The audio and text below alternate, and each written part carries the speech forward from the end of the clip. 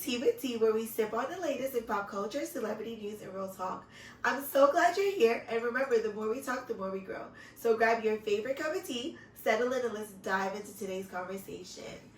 I am excited. Today's conversation is probably going to get me a little emotional, but I wouldn't have it any other way because I do have the best co-hosts with me today.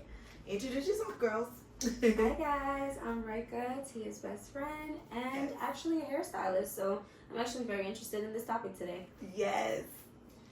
Hi, my name is Chrissy. I've been a natural for a while now, about a decade. Yes. And I'm a black girl that loves her hair. Yes.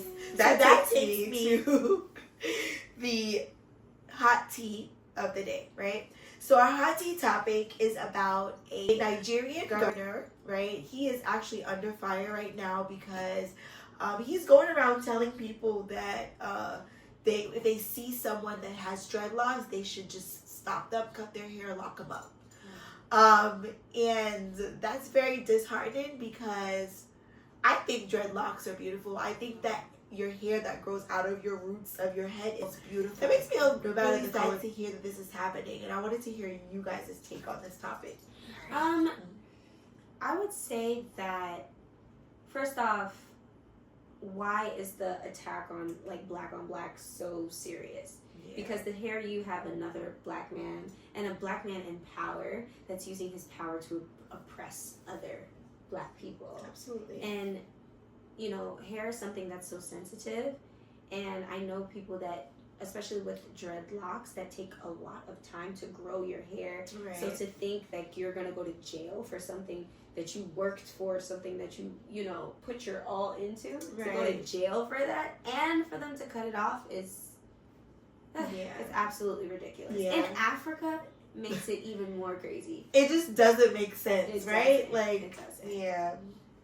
Well, you know, Africa definitely has a long history of oppression, although it is the motherland, and, you know, we all started from there. You know, first people were black and brown people,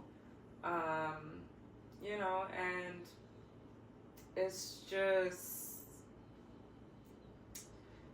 it's basically just a byproduct of systematic oppression, really, and you know, the idea that black hair isn't good enough, you know, and that there's something wrong with it, you know, that it's undesirable. Right.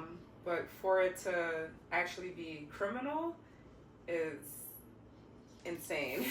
It is really, really insane. Okay, so this brings me to our topic of the day, our main discussion at hand. Do black girls dislike their hair? And how do you feel about your hair? Question being, do black girls dislike their hair? Yeah. I if I'm going to speak in a general sense, I do believe that there is some sort of like programming that has been done to black women. So even if they won't say out their mouths, I don't like my hair, you'll see that they'll go out of their way to not even take care of the hair that is underneath, like the wigs and underneath the braids and everything. So there's hairstylists that are not catering to people with natural hair. There's women that are going straight off from childhood getting perms. There's just a lot of like subconscious hate. Right. Instead of outright saying, I don't like my hair. Right. You know, you'll just see a lot of women with wigs. Like, the hair industry is booming. Yes. And it's been booming for years. Yeah. You know, so I do think, that subconsciously, we don't like our Just to hair. piggyback off of that, you just said that the hair industry is booming, and according to research, black women spend on average about $200 to $800 per month on hair care and styling products, totaling over $2,000 annually. Wow. This was the big one. It says they spend $1.1 billion annually on wigs, weave, and extensions, and this is just black women as a whole, right? That's a lot of money that we do spend on our hair. why not just wear it the way it comes from your roots? I think that would be much cheaper, right?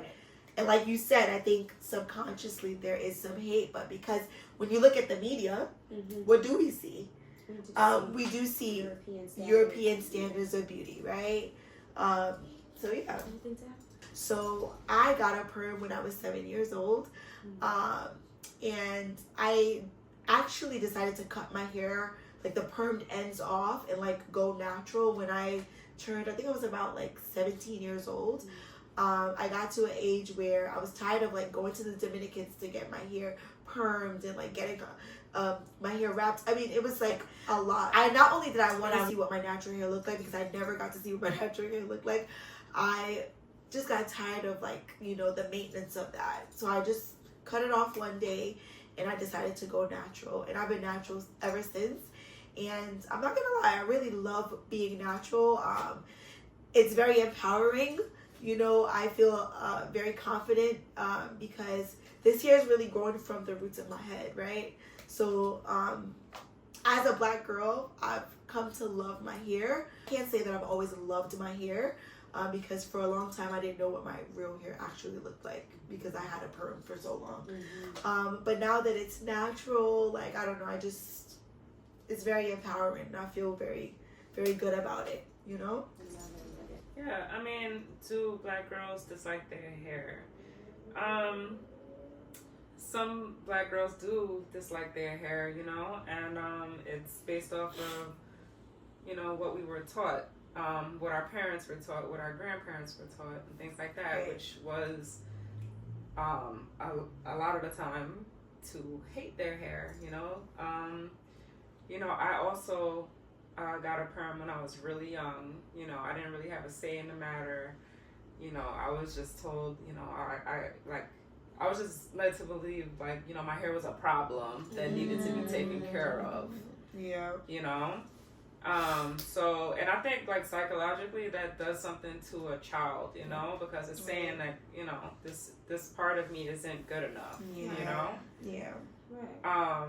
And I also didn't really know what my hair was like, because my hair was always pressed. Yeah. and when it wasn't pressed, I had got it permed. So right. And it's funny that our hot tea topic was about like what's going on in Nigeria and the dreadlocks thing, because a study was done in 2023. This is by Dove and LinkedIn, and they found that Black women's hair is 2.5 times more likely to be perceived as unprofessional compared to other hair. It's like, it's not surprising to hear that, and it must be some massive world programming. Yeah. Because to say that a woman's hair, like hair that is literally growing out of her scalp, is perceived as unprofessional is right. Crazy. It is. It's crazy, but it's crazy that it's not surprising that is the statistic. Yeah. I definitely want to encourage our young girls, like, please, like, embrace your beauty. Embrace who you are.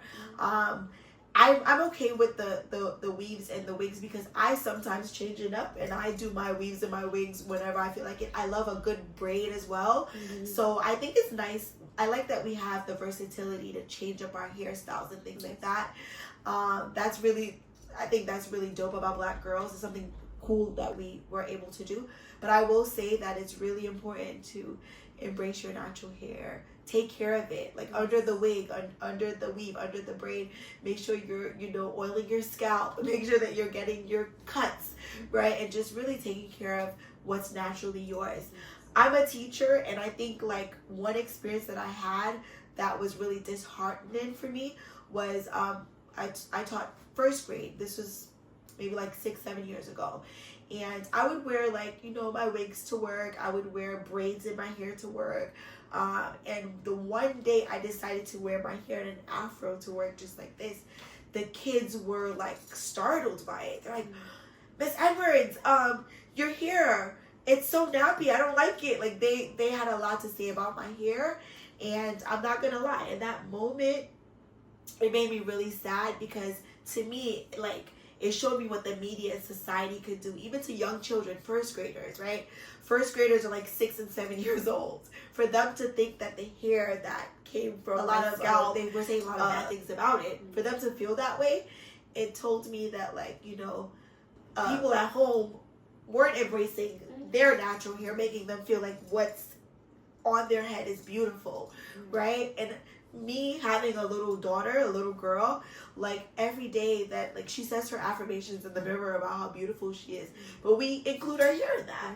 Like, your hair is beautiful, your eyes are beautiful, your skin's beautiful, right? And I think parents, like, you need to do that. You need to affirm your children and remind them of how beautiful they are. Their hair is beautiful. So that when they grow up, if they're putting a weave in their hair or they're putting a wig on, it's because they really want to, and it's because it's like a nice versatile style versus it's like they don't feel like their hair, their natural hair is good enough. So we definitely have to, like, help them build that confidence within. You know what I mean? That's really, really important. All of us have a serious responsibility, from the young to the old, to start pushing and promoting that our hair is beautiful. I remember an instance where I, like, took my wig off, and just, like, had a twist out. Right. And an older man, like a much older man, was just like, oh, like, I don't like your hair like this. Like, you know, I like your hair better when you had, like, the red, when you had, like, the straight. And I'm just like, so the programming goes deep. Yes. Because from the young to the old, we as a people need to do so much better. Yes. No, I totally agree. Yep. Yeah, I mean, I've heard kind of disturbing things from the young and the old. Yeah. So, like, I have a neighbor, like, you know, she's known me for a long time. Like, you know, she knew me since I was, like, a little girl. And, you know, like, when I used to, like, wear my hair out, like, she would, like, you know, say little things, like, oh, your hair's so, like, your hair is nappy, and, you know, oh, like, why don't you do this, and I used to just say, you know, I like my hair like this, you know. Right. And, you know, I also had, like, a younger family member, so, you know, I was just, like, fluffing up my fro. I was like, what you think, or whatever, and he was like, oh, I don't like it. It's, like, too much going on. Oh, wow. You know? And I'm thinking to myself, like, this older lady and this young black boy, my hair is just like how your hair, your hair is like this. I mean, it might be twisted or braided or, you know, straightened, but this is your hair, you know? So it's just a little, it's shocking, you know, that we just have this mentality, like, ingrained in us, and from the young to the old, and you know, like, we really have to, like, break those generational curses and that way of thinking, because it's completely wrong, and it's oppressive. Like, we're oppressing ourselves, and it's like, if you know better, you do better. And to your point, those words kinky and nappy, let's get rid of the negative connotations of them. Right. Like, I feel like nappy doesn't have to be a negative thing. Like, nappy is beautiful. Like, you know what I'm saying? Kinky. Like, I don't want to use a negative connotation when we're thinking of nappy and kinky, because so what if my hair is nappy? Does that make it ugly, unpleasant? Right. I don't think because like, my husband, like, he loves, like, he only wants me to wear my hair natural. Yes. Like, he doesn't like me wearing, like my husband braids. Too. Yeah. Nothing. Yeah. Like. Yeah. No, it's true. You know. So you know, and even if you know, some people really genuinely aren't gonna like afros, just like, you know, some people aren't gonna like straight hair. Like, I've never really been impressed by straight hair. Like, I've always liked curly hair, you know? The only hair I've ever, I guess, like, admired or maybe would have wanted to have was, like, coolie type of hair. Like, you know, like, I remember, like, being younger, and I used to see, like, girls with, like, you know, coolie type of hair. People that don't know that, it's like a West Indian term for, like an African Indian mixture type of hair. I used to think that was really gorgeous, you know, and it is. That's my personal opinion, and that's okay. You know, now that I'm older and, you know, I've embraced my hair, like, I love my hair. Like, I love it. I love fros. Like, I think fros are the coolest thing. Like, that's my number one type of hair. Yeah. Is this right here. You know what song I want Rick to sing, guys? Because Rick is a singer. The song, like, when the story I was just telling about the students in school and the fact that they were, like, you know, like, shocked and, like, you know, not, like, embracing my natural hair when I came to work that way. I went on YouTube and I put this song on, and I would never forget how significant it was in that moment. But you know, India Ari, I am not my hair. I literally just know that line. I am not the skin. Okay. I am the soul that lives within. That song spoke to me. Rick is really the singer. I'm not, but it's crazy because I knew that that's the song. Yes, yeah, but like I could cry just like because that me playing that song in that moment, it really spoke to my heart because not only was I trying to explain that to the kids and teach them something like that, it was a teachable moment for the kids, but it was something that I internalized in the moment, that I am not my hair, I am not the skin, I am the soul that lives within, and that within itself was just a beautiful moment for me. So I just want to encourage our young girls, embrace that hair, love yourself. Our tea of the day is the raspberry leaf tea, which helps shorten your labor symptoms. It has antioxidants, and it helps with premenstrual symptoms. Awesome. Thank you for tuning in. Hey, I am not the skin. I am the